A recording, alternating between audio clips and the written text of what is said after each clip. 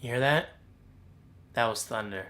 Hey guys, how are you? David DeFranco here from ddefranco.com/ask. Boom! Yep, there it is. Visual proof. That is your open forum for submitting questions for future videos such as this one. Don't point, it's rude. And today's question, hold on, first of all, my face is being illuminated. Let me turn the brightness down. There you go. Today's question comes from Michael Petrucci.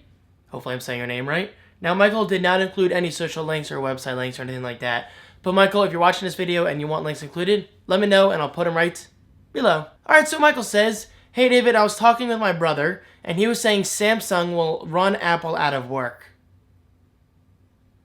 Samsung has been making more products and Apple was thinking of cutting the iPhone 5S. What? And I don't believe him. You shouldn't believe him.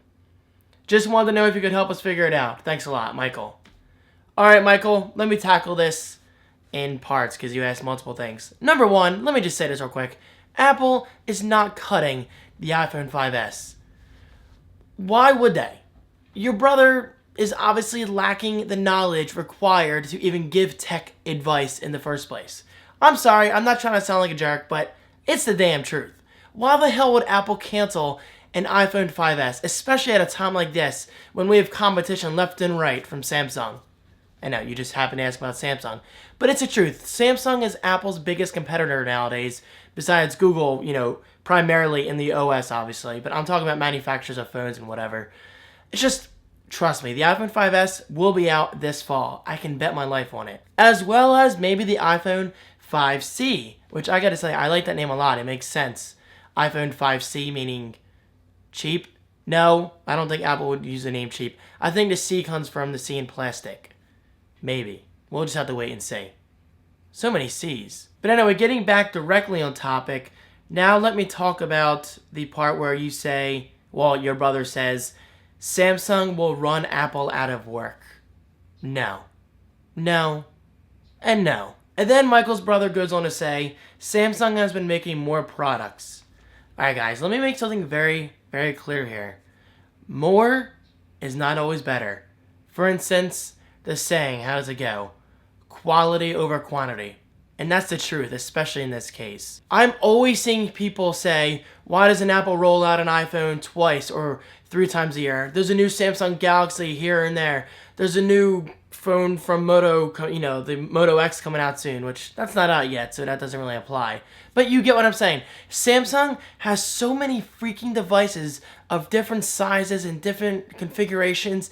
It's just ridiculous. Okay, so I'm not saying that's a bad thing for everyone, but for me personally, I like knowing when I get my iPhone, that is the newest phone I'll have for at least a year or next 2 years. And I say next 2 years because you can upgrade early by, paying the full amount or maybe an early upgrade fee depending on your contract. But still, I have an iPhone 4S, and now am I dying for the iPhone 5S? At this point, yes. Now, did I have the option of buying the iPhone 5? Yes, certainly, but me being cheap at certain points in my life, I simply didn't want to spend the extra money if I didn't have to. So what am I getting at here? Well, we do have the option of upgrading from iPhone to iPhone once every year. And honestly, in my opinion, I think that's how it should be. I don't want to have to worry about my Android phone being out of date literally next week. Yes, next week. I'm sure there's some kind of new Android device coming out. And that's what bothers me so much about the competition from Google to Apple in terms of OS, Android versus iOS, is there's so many devices out there, which leads to so much freaking fragmentation. I cannot stand fragmentation. It annoys the hell out of me. Maybe it's just me. I'm just very picky. I like a good experience. I like a good, decent user experience. I don't want to have to worry about my device being out of date, like I said, next week. Now, I know I'm going to get some hate for saying that, but guys, I don't make these devices. It's not my fault there's a new Samsung device every week or two. That there's a new Android device next week. That there's so many freaking different sizes from Galaxy, the Galaxy Note and the Samsung Galaxy. Yes, I realize the S3 and S4 are pretty much standard nowadays. That's the Samsung device people go to. But still, from what I've seen, people aren't overall that happy with the Samsung Galaxy S4, at least coming from the S3. Because honestly, the S4 has a lot of gimmicky features. Who wants to look away from your phone while watching a YouTube video to have your phone pause? And I know that's optional, but That's the difference between Samsung and Apple. Apple actually puts in features that people will use. They will never, ever, ever think about implementing a feature where you're watching a YouTube video and you look away and the device pauses for you. Who the hell wants that? I know I don't. And then, of course, there's a whole hand gestures thing, waving over your device to go through pictures. What? Just stop, Samsung. Please, stop with the gimmicky crap. But you know what? At the end of the day, it all comes down to competition, and Apple is very lucky that Samsung exists. Now, I'm not passionate for Samsung. I mean, I do have a Samsung TV, and I love Samsung monitors / displays overall. I think they're great, and I'm sure one of my devices here has a Samsung display. I think my Apple display has a Samsung panel. I'm not totally sure, but you get the point. Samsung is not a bad company. I don't completely agree with their tactics and their presentation style, especially the Samsung Galaxy S4 and that cheesy as hell Broadway presentation.